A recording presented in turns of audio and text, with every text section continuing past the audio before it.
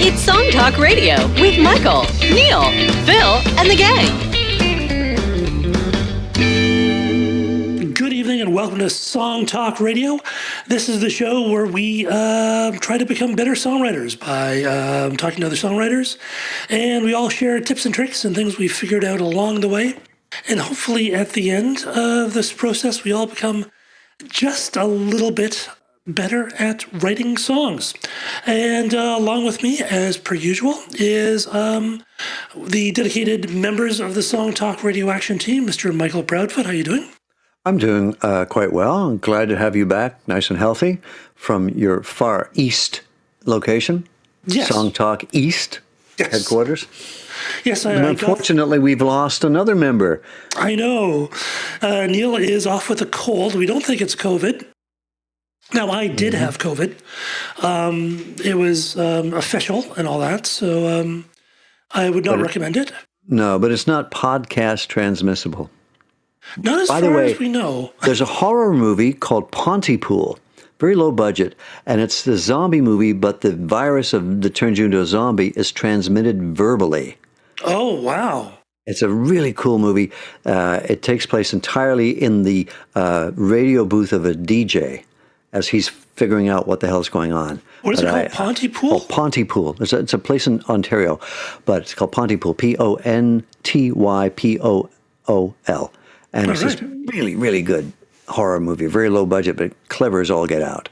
Well, we'll add a link to that in the show notes, as we often do. But don't you worry, listeners, it ain't going to happen to you. You're not going to get COVID by listening to this podcast. Probably not. But if you're out there and while listening to the show and you have some comments or suggestions or any of that kind of stuff, send us an email to feedback@songtalk.ca. That's feedback@songtalk.ca, and we will read your message on the show. And we'd love to hear what you think and any of your comments that you might have coming up. Do we have any comments today? No, we don't. So get out there. I noticed we did get another submission for our upcoming Song Talk Challenge. We have an upcoming Song Talk Challenge, which we've kind of been delaying because of various technical issues, but what we have done this year, we do it every year, is we solicited a title, which was Why Do You Cry? And we three Song Talk hosts have to write a song each spurred by this title, and we're inviting our audience to do the same. And we've gotten some great submissions so far. So on the next month, we're going to do present our songs where we've ended up and the process by which we got there. And then after that, we're going to feature some of our listeners' songs as well. So there's still time, basically is what I'm telling you. There's still time for you to send in your song. So take the title, Why Do You Cry? See what that spurs in you. And then send in your song, a link to a SoundCloud, or send an MP3.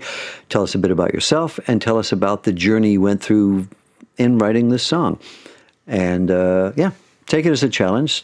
Try to make that title part of the song. Yes. Don't cheat. Now, and the title is Why Do You Cry? Why'd you cry? Yes. Why do you cry? Yes. Yeah, so it's Why Do You Cry? So use that as inspiration. Before we've had a repeating chord progression, write that. And before that, we had minor chords but positive lyrics. So this is the latest one.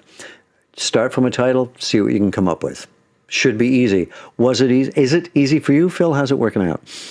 Because you don't like lyrics, or you find lyrics a challenge, yeah, right? lyrics are always the last thing. So there's a bit of a pull with me because part of me, I have all these various bits of music that I've been writing. I have verses and chorus, and I haven't done anything with. And I was thinking, well, I could probably use one of these, but then I'm thinking, well, I really should write something that doesn't exist now. So as opposed to just working on some of the various ideas I have going around. So it's coming along. I've got the chorus. And I think it's a fairly strong chorus. So Now it's just a question of sitting down doing all the rest of this stuff. All right. Well, you've been ill and you've been busy. You moved, so we've built in a bit of time for you. So you'll be the last to present, but I'm very curious to hear what you got. Indeed. All right, let's move on to the meat of the matter. All right. And today our guest is Colm Gavin. He is a Dublin-based Irish singer-songwriter currently signed to BEO Records, home of the First Lady of Celtic Music, Moya Brennan. His first two solo releases, Your Endless Slumber and A Voice for the Urban Darlings, both reached #1 in the Irish charts. Singles from his debut album have reached the top 10 in notable indie charts in Norway, Australia, USA, Canada, and Japan. His singles are currently playlisted on over 50 stations across the US and Canada. His most recent release, the 1992 tapes, reached #1 in the Irish singer-songwriter charts, #4 in the pop charts, #56 in the Billboard 100 in the United States, and #81 in the Italian pop charts. He recently gave his inaugural New York City performance in the legendary Berlin Jazz Club on 44th Street, and let's take a bit of a listen to one of his tracks.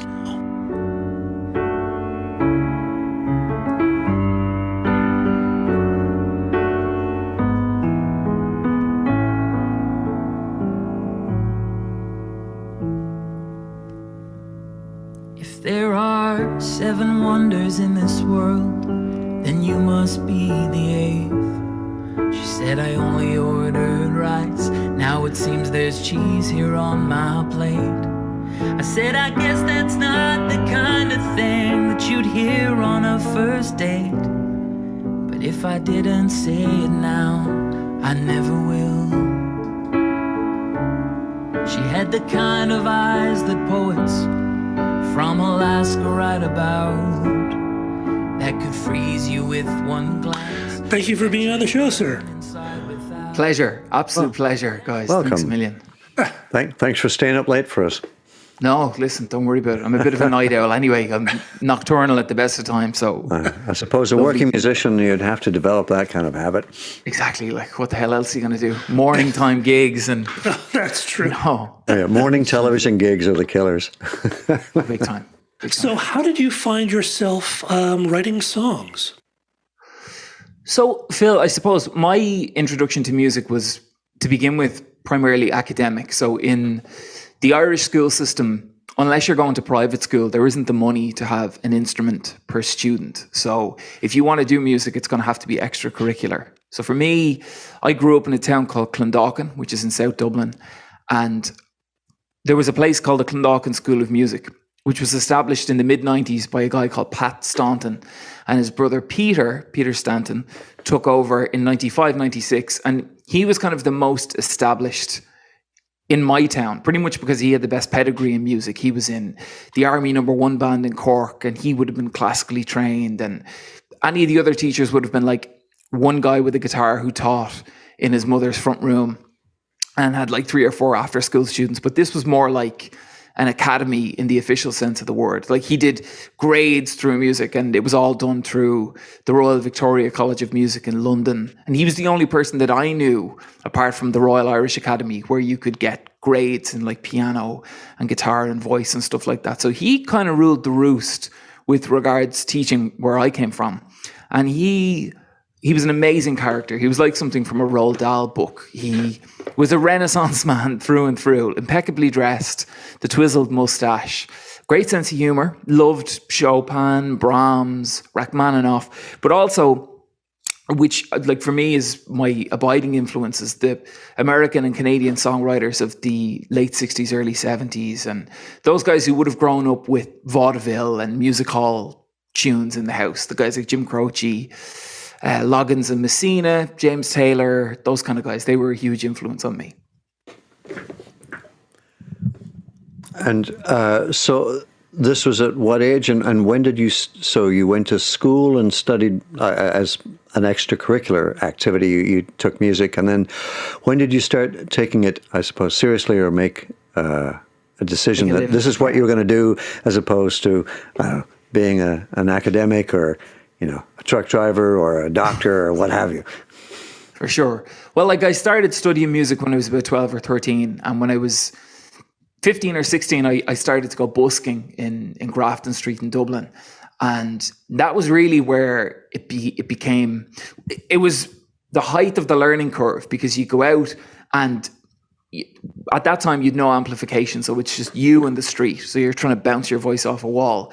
But when you made money, it was money that you made from music. So like there's no conduit. It's not like having to go into an office and work for somebody who you don't like, for a company that you don't agree with their principles, and make money. This is you and your songs, or you and the songs that you sing.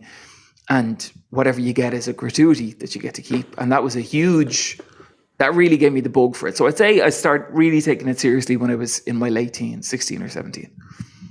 What's your process like these days? Has it changed much since you started, or do you kind of approach it the same way? Or I think what I try to avoid as much as possible is writing in front of an instrument, because like if it's the piano, which is primarily where I write, your muscle memory just kind of moves back to the same chords, and you find yourself just getting into a bit of a tangent. Whereas what I try to do is set myself a task. So let's say I typically give myself a task, like I want to write something like Neil Sedaka would write, but as if it was for Elvis Costello, and then find what would that sound like? Or Elvis Costello writing something from Barbra Streisand, what would that sound like? And then I'll let it cook in my head, and then just see, so is it like a tango kind of thing? Is it something more like your typical songwriter ballad or whatever? And that thought process time away from the piano or the guitar helps so much, I think, because then when you come to the instrument, you kind of know what you're looking for.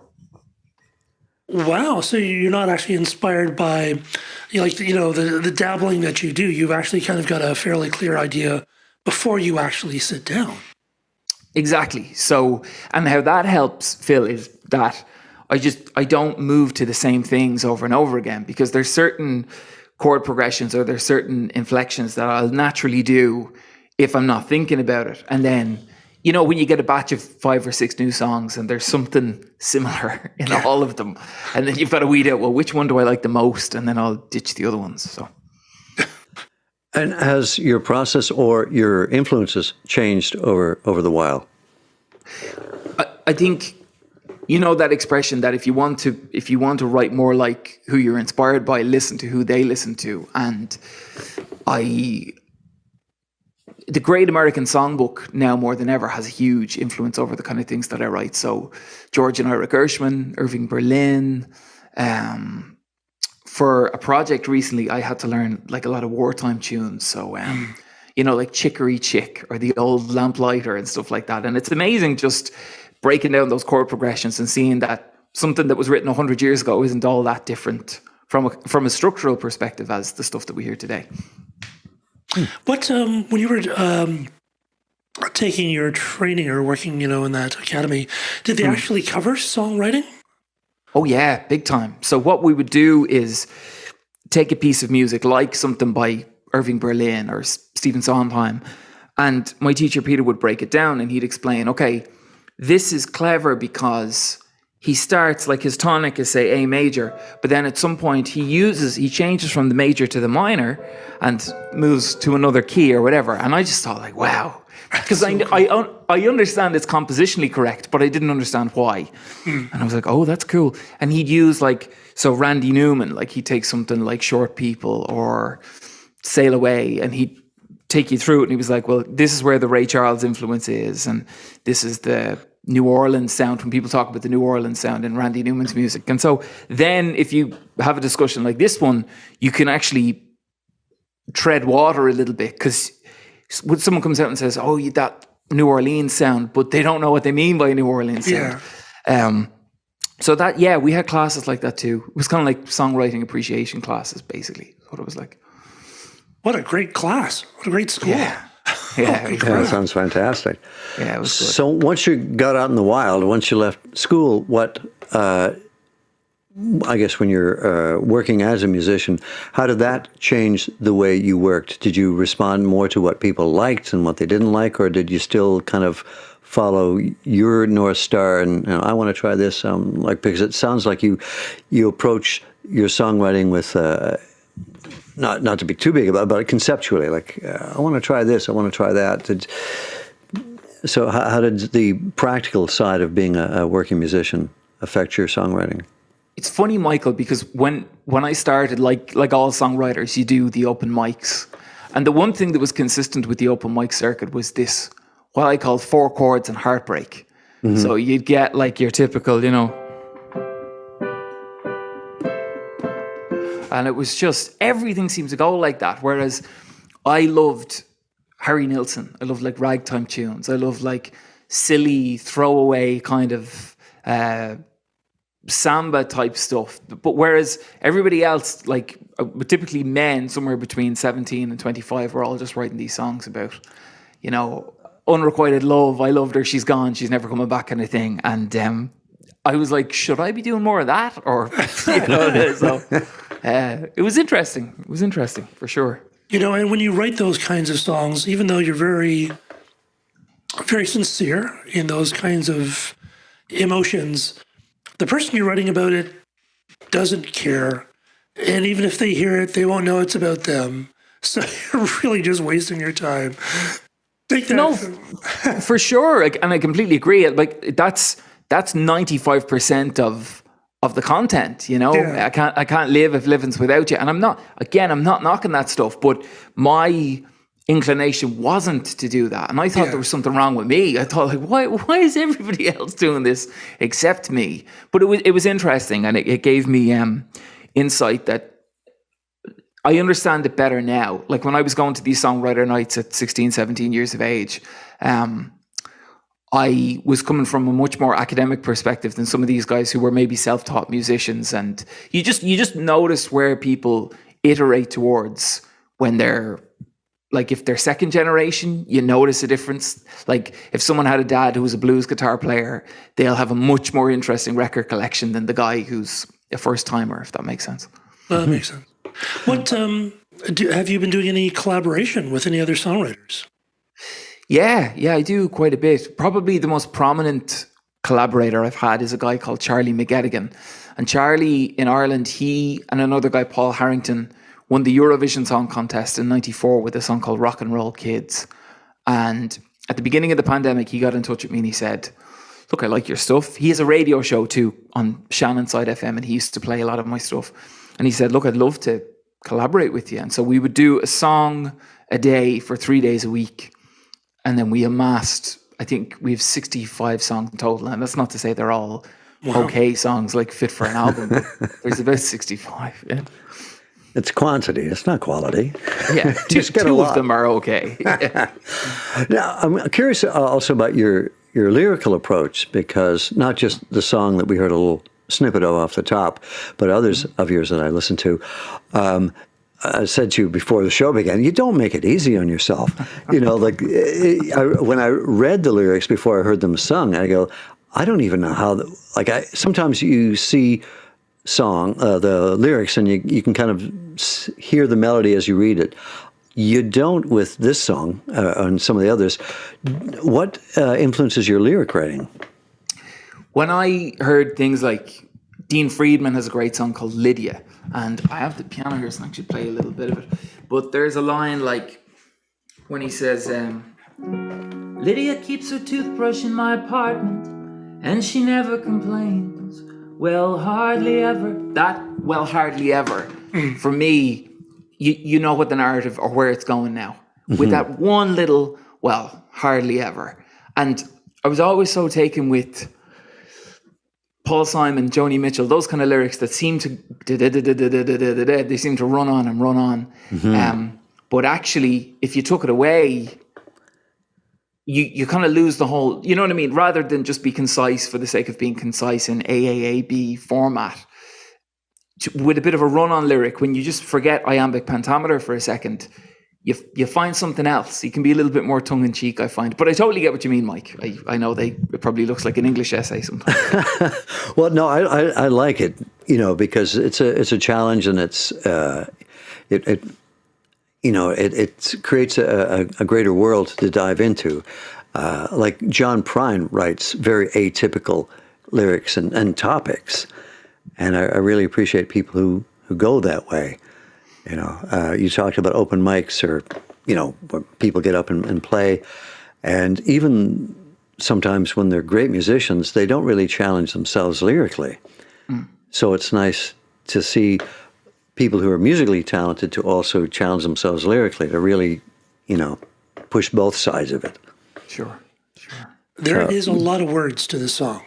I was just going, wow, there's a... Oh, can't see Did that start at the same time as your music writing, or like did music and lyrics go hand in hand, or was there did one develop at a different pace than another? And were you influenced musically by this artist, but lyrically by this artist, or was it hand in hand? It was kind of a combination of both. So when I was in school, when I was in high school, English was my best subject because it's where I could bullshit and get away with it. Whereas like mathematics and business and all that stuff had to be matter of fact. And I probably like you guys, I just don't use that side of my brain. I don't, even simple maths I'm dreadful with, like I'd need a calculator. So I found I had a huge interest in poetry, and in Ireland, like we're very lucky, we've quite a few poet laureates like Oscar Wilde and Joyce and all that kind of stuff.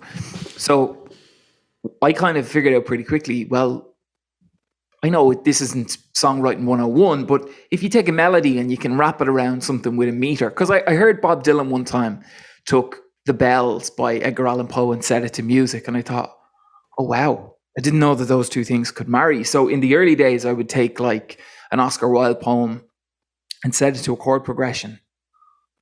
And melody was always my weak point. So like while I was developing that, I had I probably had more of a knack for lyrics than music to begin with, but I did that a lot.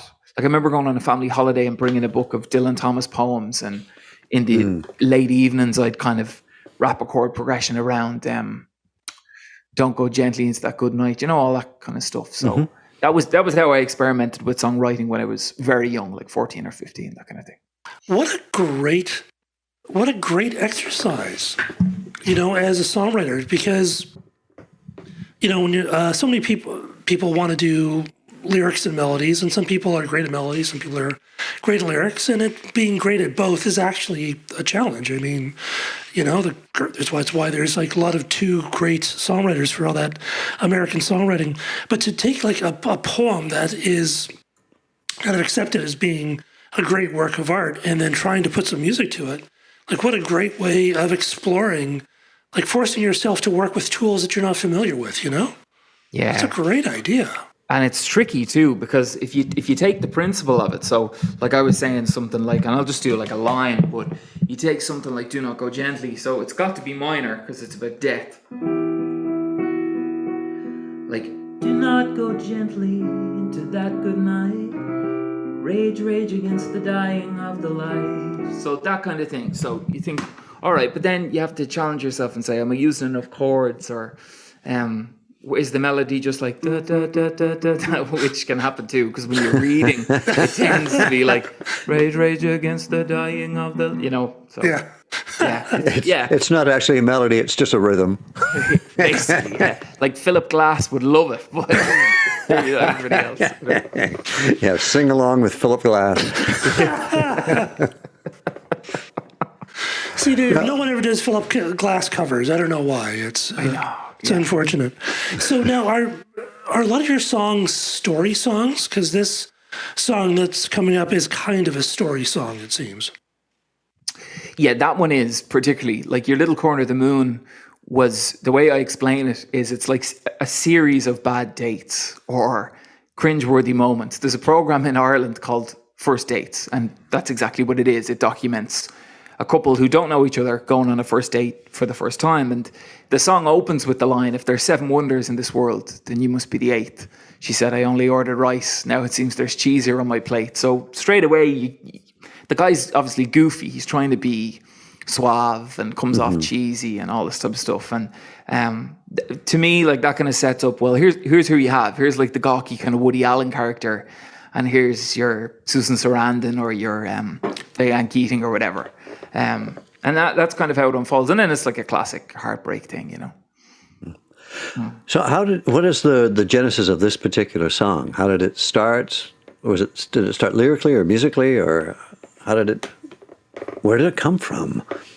So that line, if there are 7 wonders in this world, then you must be the 8th.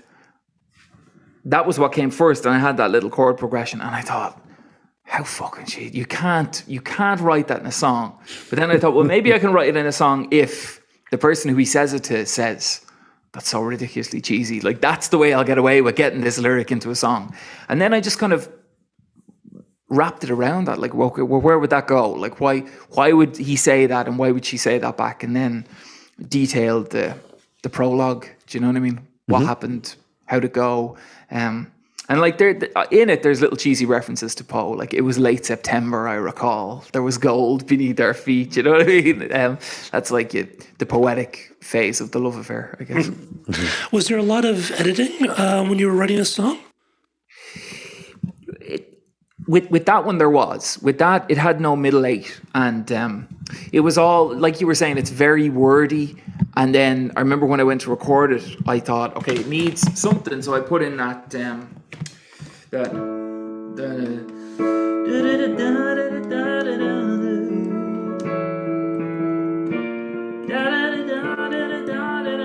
which is just, again, like going up and up and up and up. Just because it needed something to take away from that constant repetitive verse, chorus thing, I thought. So. And then the recording of it. So you started with this lyrical idea, and then you just matched music to it.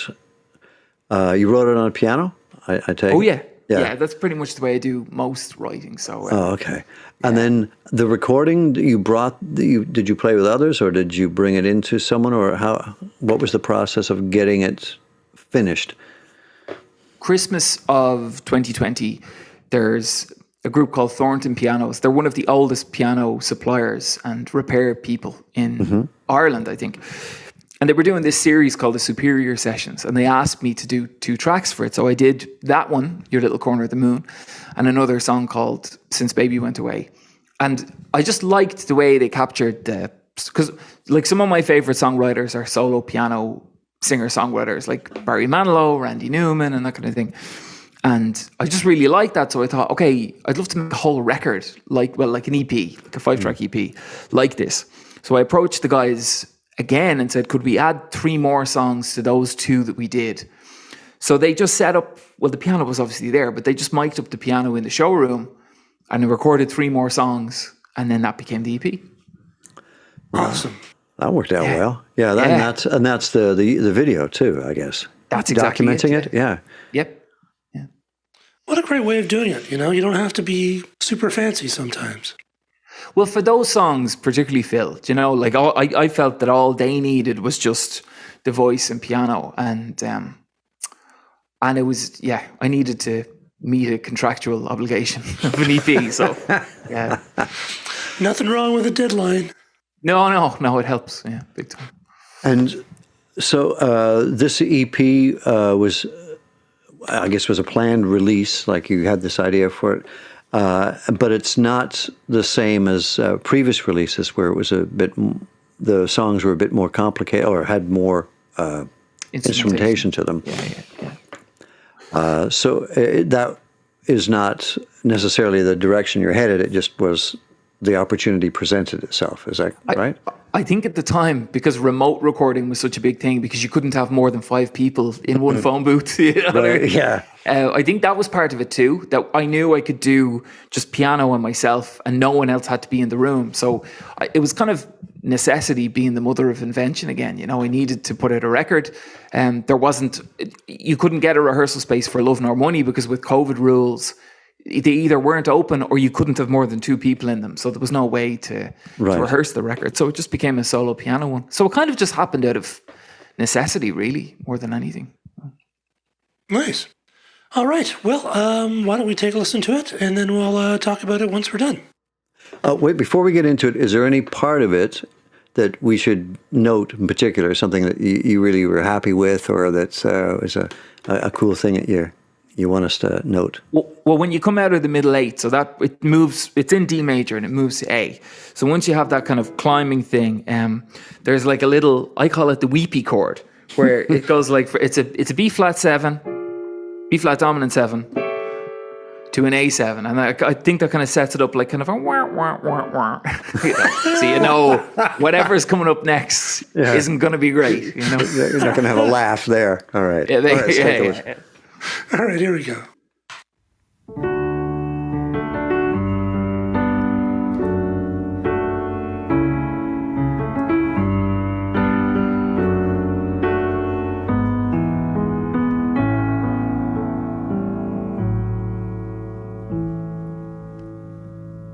If there are 7 wonders in this world, then you must be the 8th. She said, I only ordered rice. Now it seems there's cheese here on my plate.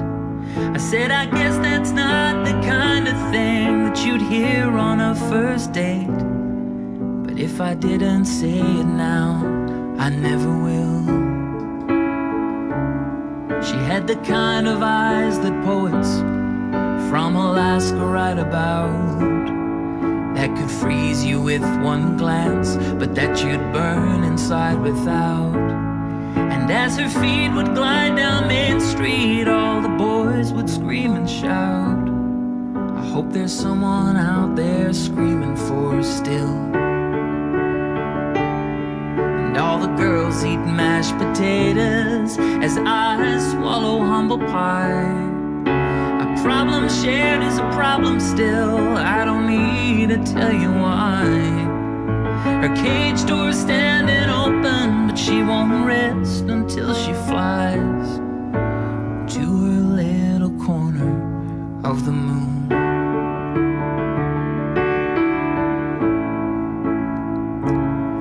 It was late September, I recall. There was gold beneath our feet. By circumstance, I learned to dance in her arms out in the street.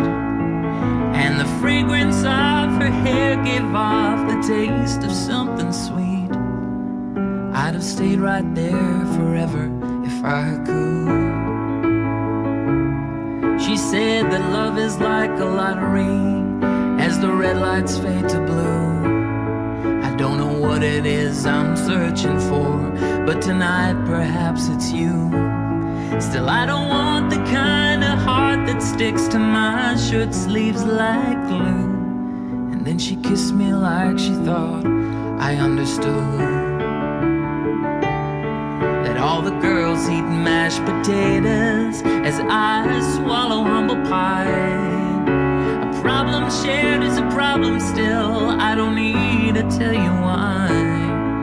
Her cage door's standing open, but she won't rest until she flies to her little corner of the moon.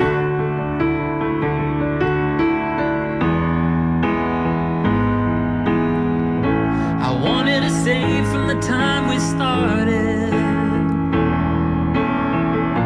I'm not only here till the rain has parted. True, and I'm open-hearted, and it's open just for you and everything you do. If you can do that too. Oh, but she just sighed and said, think of us as passing ships that were never meant to sail.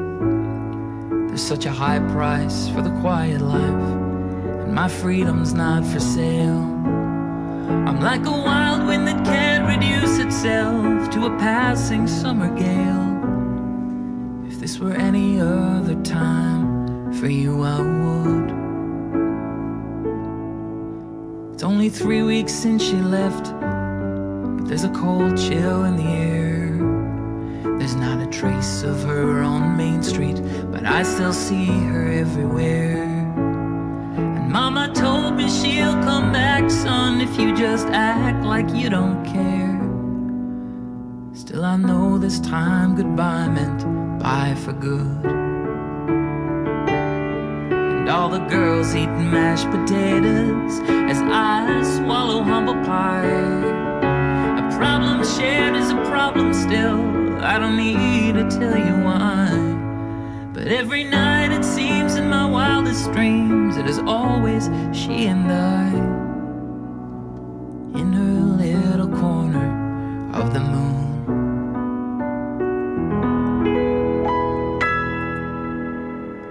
In her little corner of the moon.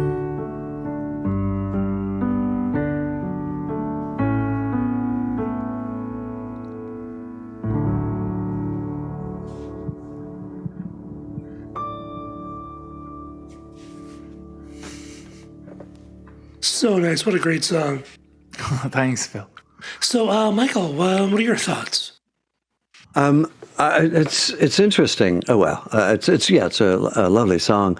That the title line doesn't rhyme with anything else, and it's kind of neat. And that's, sometimes things rhyme with throughout the song, and sometimes don't. The choice of when to do that, and I found it really interesting the way that the mood of it changes as well, from being fairly, I don't know, not comic, but like an observation, to something that is fairly heartfelt. So I like that kind of the journey that it went on, and very very melodic for something that when you read the lyrics you go, I don't see the melody there, I don't even see the rhymes, but then when you hear it, it all seems to make sense. So I think that's really cool. Oh, thanks, Mike. What's so interesting is in your verses, because you have sort of, two verse, chorus, two verses, chorus structure, is at the end line of your verse, it doesn't, like, you almost expect it to go down and resolve, but it doesn't. It's sort of, it kind of goes up. So it's almost unresolved, which I thought was really kind of neat, because I was expecting it to go, say it now, but it never will, da-da-da-da-da. But it doesn't do that. It actually kind of goes up, which is a really neat thing to do, because it's that whole sort of expectation thing and playing with expectations and, That's it's fun. Okay, I think it does every second time.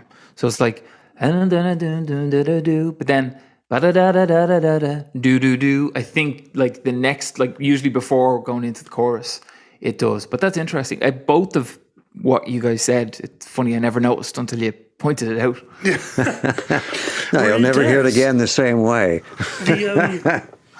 Whereas the key line in your chorus, to a little corner of the moon, does kind of resolve. It does kind of do the da da da da, which Goes back to the tonic. Yeah. Which is, that's what you do on your key line. And whether or not you decide it's a key line before you sing it, before you stride it, or after you've played it and you kind of go, oh, I guess that's what the name of the song is. Sure. Sure. But it's interesting how clearly that was sort of the difference between them. But yeah, just wonderfully open and melodically interesting. But like sometimes there's people who have lots of lyrics and it feels like there's a lot of lyrics, and you're just kind of da, da, da, da, and stuff doesn't scan well. They're jamming it in because they want to say something, and sure. This never felt that way. This felt very, you had your chords and your melody, and then you're writing your verses on those chords and melodies. Yeah, like a lot of it happened all at once. So with something like that, I could never have imagined it being up tempo, because there's just too. It would be like cabaret. There's too much going on. But it's funny that Mike, you mentioned John Prine earlier on, and with the chorus, I love. John did this brilliantly, where he would take something that seemed really throwaway, like Charlie bought some popcorn, Billy bought a car, someone almost bought the farm, but they didn't go that far, and things shut down at midnight. At least around here they do, because we all reside on the block inside of 23 Skidoo.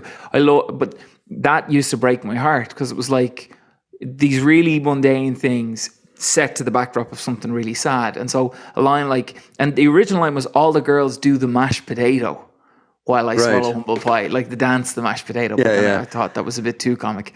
But all the girls eat mashed potatoes and I swallow humble pie. A problem shared is a problem still.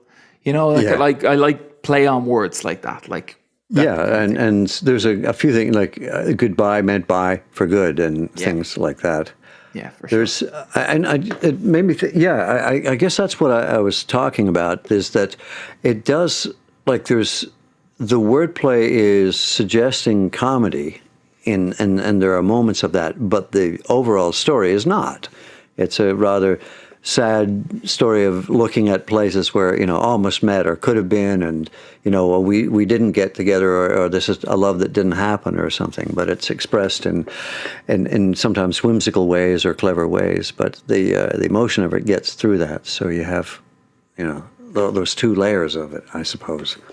And that's the whole thing about comedy tragedy, isn't it? Like when you think of, I remember Groucho Marx was on William Buckley's program, and he's having a go at Groucho, and Groucho says, well, I'm effectively just a very sad man. And you think Groucho Marx is the absolute face of comedy, and yet behind all of it, there's this very broken, very fractured person. And I think that's everybody. So if there isn't a little bit of comedy in tragedy and vice versa, like I'm always worried about sounding really saccharine, which I think I do most of the time. So when you guys say nice things like that, it makes me feel a hell of a lot better about myself. Well, I think it's the comedy that is the part that breaks your heart. Because if you tell a sad story, you go, okay, I get you're sad, but when you're putting on a brave face and the sadness leaks through all the front, that's where it's more effective.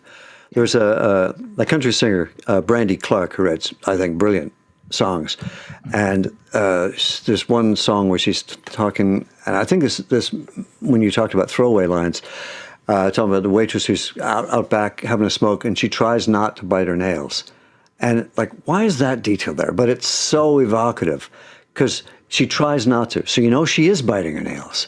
But what does it say about her? She's trying, like in that one line, and I it's things like that they may take a few extra syllables to say, but they say so much more than if she's just, she's outside having a cigarette. Yeah. Okay, well, who doesn't have, people who smoke have cigarettes, but if she's out there trying not to bite her nails, that says so much more.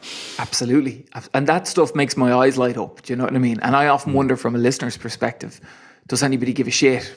But for me, like Jim Croce had some great ones. Like, Rapid Roy, that stock car boy, he's too much to believe. He's always got an extra pack of cigarettes rolled up in his t-shirt sleeve. He's got a tattoo on his arm that says baby, and another one that just says hey. But every Sunday afternoon, he's a dirt track demon in a 57 Chevrolet. And that, it's like talking about James Dean or something, It's so good. Yeah, being able to paint a picture. I mean, that's, not everyone can do that. It's a talent, and it's no, maybe on my song channel I should try to make more use of those kinds of things, because when you write music first, you tend to write the lyrics to fit, to kind of scan, right? Mm-hmm. Sure. So that kind of edits what you're gonna do, because you've kind of got that scan, and how the lines worked out. So maybe in this somewhat amorphous state that my challenge song is, I can try to do something a bit more clever. A bit more clever, as they say. Well, clever, yeah. But yeah, it doesn't have to rhyme. There's I think a great American band, Drive-By Truckers, and they're very good about not needing to rhyme when it doesn't feel like they need to rhyme, And they manage to, like John Prine, they get across some really great stories and evocations, like that Jim Croce song you were just talking about. For sure.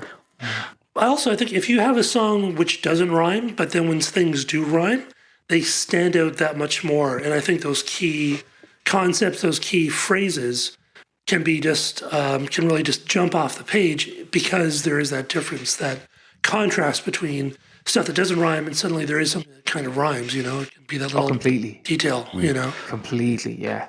Well, I do have to ask you, though, because it did strike me. How many poets, I don't know any Alaskan poets, but you say you know poetry. Are there a few Alaskan poets? The only reason I said it was that could freeze you with one. So like the word freeze in Yeah, Alaska. That was the only reason. But like, Oh, okay. I didn't know if you were referencing a poet or not. Farley Mowat Alaskan? No. no, I don't know. Was it Philip Larkin or somebody who? What's that poem? I'm going out now, and I may be some time. Oh, But from that's the like- Antarctic expedition, Yeah, the Scott exactly. expedition. Yeah, yeah. Such understated Britishness. I know. I may be some time. yeah. I'm going out to die, like with, yeah, crazy. So what's coming up next for you? Well, it's amazing because you get so used to nothing, and the promise of something, and then nothing with the pandemic, and now everything's kind of flourishing again. So, on the 2nd of June, I'm taking part in a concert in Boston for Harry Chapin. So it's to mark wonderful. I think Harry's 43rd or 44th anniversary, and it's in benefit of Why Hunger. So it's taking place in Boston City Winery on the 2nd of June. And there's a whole host of other artists, Emily Sanger, Doug DeJoe, some great performers. And we're all going to be doing Harry songs. And all the money from the tickets goes towards Why Hunger, which is the charity that Harry co-founded. And separate to that, we've got a lot of summer concerts and festivals in Ireland. I mentioned Dean Friedman earlier. Myself and Dean Friedman are doing a concert in Dublin, in Áras Cronin on the 17th of July. So really looking forward to that too. But yeah, lots of summer concerts. Wow. And yay. and if people want to find out more about what you're up to, what is the best social media way to find you? I suppose Facebook, which is Colm Gavin Music, or Instagram, just Colm Gavin. And on Instagram, I've got the little blue verified tick, so you know it's me and not some painter from Des Moines talking to you. Oh, not all those fake Colin Gavins out there. Yeah. All two of them. Well, I hear the band, and that means that's all the time we have tonight on Song Talk Radio. We'd like to thank our guest, Colm. Thanks so much for being on the show. You were awesome.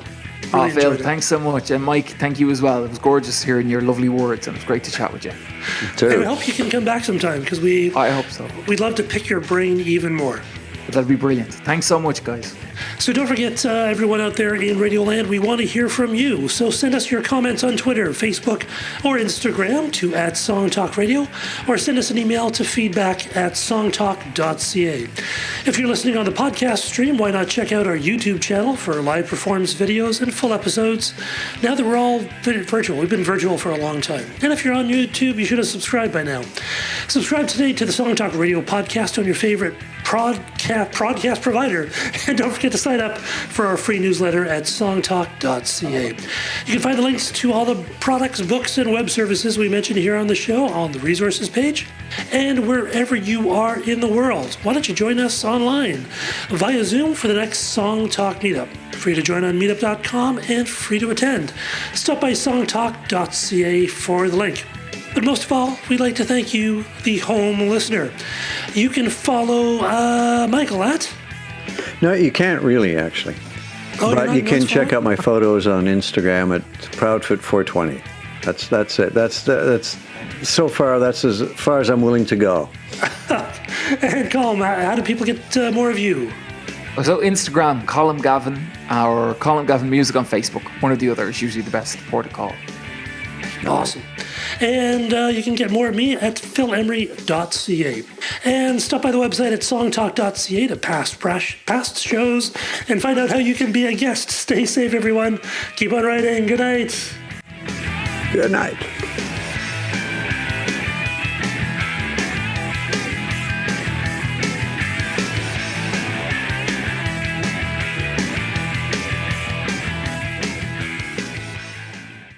That was great. All right, great. Thanks so much, guys. Fantastic song. Really. Pleasure. Well, I'm hoping to be in Ireland in a year's time, so hopefully you're playing somewhere, and I'll be able to see you live. I'll say hello. Yeah. Excellent. Have you been here before? Well, I'm from Portadown, so Wow. yes. Right. But I haven't been back since like '95, so. Wow. Okay. I'm living in St. John's, Newfoundland, which is kind of like Canada's Ireland. It's very much like Ireland. Yeah. It is. I've heard that. There are actually a lot of Irish living in Newfoundland as well. So. Oh that's yeah. amazing. Well, the Townie accent, Phil, is the Waterford accent. when I was in Waterford, I go, my God, it sounds like St. John's.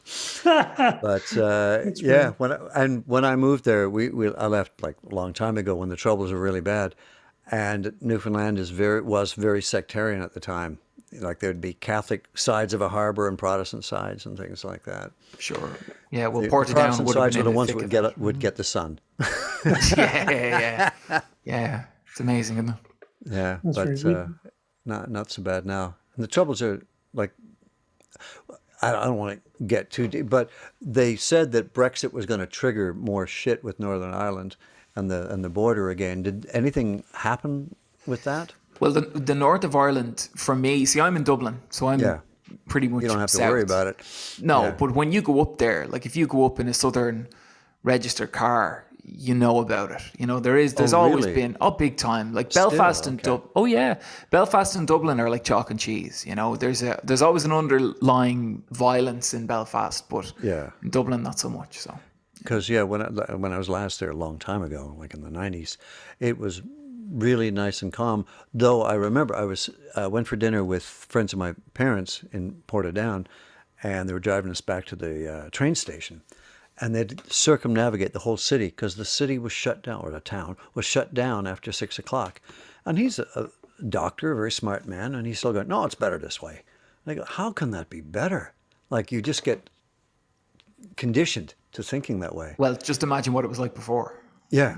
Oh, it was just crazy. Now, because at that point it was, peaceful.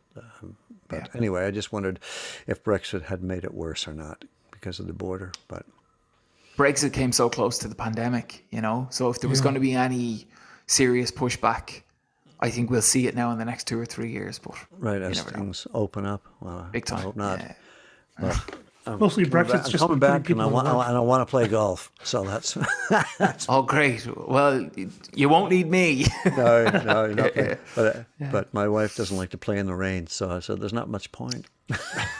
Well, yeah, June, May. Well, we've had some pretty good weather the past 3 or 4 weeks, but it's always liable to change, you know. So. Yeah. I thought maybe later in like August or September might be July and better, but- August used to be pretty good, yeah. Well, Yeah. we'll see. Anyway, thank you so much, Colm, for your time you so and much. for your song and being articulate about it, which is Pleasure. turns out that's really the key thing on this show. No matter how good a song you have, if you can't talk about it, it's a bit of a shame. No, for sure. But thank you both, Phil and Mike, for being so. It's so nice to have, like, I don't want to say a refined conversation, but talking to people who know what they're talking about. It's a rare luxury, and this was lovely because I got to do that. So thank you so much. Well, much Well, definitely we could. appreciated. And if you ever have a subject you ever want to talk about, like talking about like the Great American Songbooks or songs that you think, wow, these are perfectly written songs. I'd like to talk about it. Please come back on the show and do that. Yeah, we love to do theme shows about particular, like we have one coming up on drinking songs, or we've done, things like that. So That sounds or great, songs that have chord changes that repeat, that don't change, and anything basically that helps illuminate songwriting. In fact, what did we? Phil was on us for a while. Do a show about the Ruddles. I'm like, how will that work?